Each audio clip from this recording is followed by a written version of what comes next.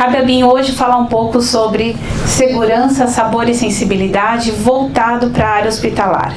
E com isso, a gente não tem como falar de área hospitalar, que é um pedaço da saúde. A saúde envolve, além de hospitais, clínicas de longa permanência, mas o meu foco aqui será à noite falar sobre hospitais, sem conhecer um pouco o contexto, o que é esse mercado de hospitais hoje no Brasil.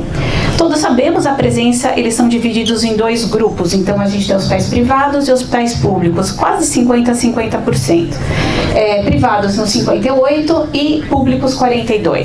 No Brasil nós temos catalogados 6.505 hospitais. Esse dado é bem recente, é do Observatório da ANAP de 2025, que cataloga todos esses filiados e os hospitais hoje dentro do país. Um outro indicador importante e que vale aqui a gente ter uma atenção para entendimento do negócio de saúde é o indicador de situação atual de leitos. O que isso quer dizer? Segundo a Organização Mundial da Saúde, ela diz e orienta que o país ele tem que ter 3 leitos para cada 1.000 habitantes. E a nossa situação hoje, também pela mesma referência da ANAP, nós estamos com 2,1 leitos a cada 1.000 habitantes. Então, há um mercado e, de fato, o Brasil está abaixo do ideal. Quando a gente fala de estratégia, por que é importante entender a estratégia do negócio de saúde hospitalar? Porque só assim nós teremos soluções para atender essas demandas. Então, trago aqui para vocês hoje, é um mercado, como o Jorge colocou, em constante transformação, isso não é novidade para ninguém, só que a velocidade dessa transformação é que tem sido desafiador e acompanharmos tudo isso. Então, é uma área que está com foco em inovação e tecnologia, isso já sabemos, criando e cada vez mais crescendo um sistema de gestão dentro dos hospitais, que é o Value Based Care. Esse é um sistema que já está acontecendo e cada vez mais hospitais sendo aderidos. O que ele consiste? Ele consiste na remuneração desse hospital conforme a qualidade da entrega dele. O que é entrega? Desfecho clínico, satisfação do paciente. Então, o hospital ele vai ser mais remunerado por isso alguns hospitais estão aderindo a esse sistema. Obviamente, eu me refiro aqui mais aos hospitais privados. A experiência do paciente também é uma estratégia. Todos os hospitais privados hoje falam de experiência, e nessa experiência tem a parte de hotelaria, humanização e o acolhimento. Parcerias estratégicas inovadoras, quanto maior o pool de serviços que o hospital tiver, melhor. E eficiência operacional, custo, da mesma forma que nós. O mercado ele é marcado por grandes aquisições, até aqui também já sabemos, muitas feitas em 24, tem coisa ainda para acontecer em 25. Dentro do mercado, a expansão, destaque que eu trago da Redditor, hoje tem uma ocupação no mercado de saúde com faturamento 24 na casa de 52 bi, e temos o segundo outro grupo, que é o Hapvida GNDI, Intermédica, com uma participação de 28 bilhões ano também. Então percebam que são grandes. Falamos de estratégia e o setor também tem dificuldades, e essas dificuldades, a partir daí a gente começa a desenhar as soluções para atendimento das necessidades. Então, as dificuldades do setor: pressão de custos, subfinanciamento do SUS, a inflação médica, de fato os custos médicos muito altos, além da inflação geral, escassez de profissionais da saúde. Não é somente a nossa área que tem escassez, hoje a saúde também está com escassez de profissionais, recrutar, reter, selecionar, e um número crescente de judicialização, de aumento de processos e crescente aumento de número de demandas judiciais. Além disso, temos um outro dado importante: a população está envelhecendo, e envelhecendo a ponto de criar alguns impactos. Primeiro, aceleração da população nessa faixa, aumento de doenças crônicas, o que também sabemos não é novidade, hipertensão, diabetes, câncer e doenças osteoarticulares, o que demanda um maior tempo de internação desse paciente, gerando maior custo para a rede hospitalar. Agora começamos a entrar na parte da alimentação. E por que a alimentação dentro desse conceito de hospitais é totalmente estratégico, além de uma gestão de custo, além de promover uma experiência do paciente, do cliente, do hospital e nosso diferente? A alimentação hospitalar, se você considerar hoje o perfil de pacientes que nós temos internados nos hospitais privados, também são dados de privados, dependendo da região, nós temos até 65% dos pacientes internados com algum grau de desnutrição. Então, vejam, talvez não São Paulo, mas cidades mais afastadas, é um estudo que compila vários estados aqui do país e esse dado realmente alarma. Paciente desnutrido é um paciente de maior tempo. Paciente de maior tempo é paciente de maior custo. Então, esse é um dado importante, temos que fazer. E como a gente melhora esse processo de desnutrição? Através só de uma comida boa? Não, tem outros processos também. E a baixa aceitação alimentar, que vai piorar ainda o estado de desnutrição e aumenta também o tempo do paciente. Então a gente falou um pouco de estratégia, mercado em alta transformação, mercado muito tendencioso para grandes fusões, aquisições, isso e um grande impacto e grande pressão por custo. E como que a gente se coloca nisso tudo? Nós costumamos dizer que nós temos que obedecer uma tríade de sucesso, uma tríade de humanização e de acolhimento na área hospitalar, que ela basicamente é composta por segurança, e aqui obviamente falamos de processos, falamos de sabor e falamos de sensibilidade. Primeira parte, segurança. Segurança não só os processos referentes à produção de alimentos. Na área hospitalar, o erro ele tem que ser zero, né? E a nossa responsabilidade também na entrega de uma dieta, na confecção de uma refeição ou distribuição de qualquer item que saia da nossa operação, ela tem que ser, primeiro, monitorada e que possa termos o rastreio de toda a entrega que foi feita a esse paciente. O estado nutricional dele e a evolução do quadro, o desfecho clínico depende do nosso trabalho. Para isso, segurança somente, ele não é somente de processos, ele também está relacionado a pessoas.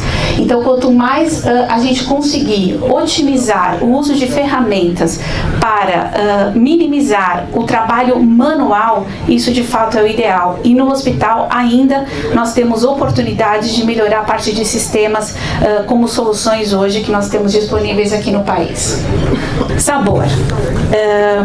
Não dá mais para a gente aceitar, independente se é hospital público ou privado, que comida de hospital é comida de hospital. Isso não pode mais existir, né? Até mesmo porque eu disse, nós somos um parceiro estratégico da saúde, nós temos que melhorar o estado nutricional, então sabor é uma condição obrigatória na nossa prestação de serviço.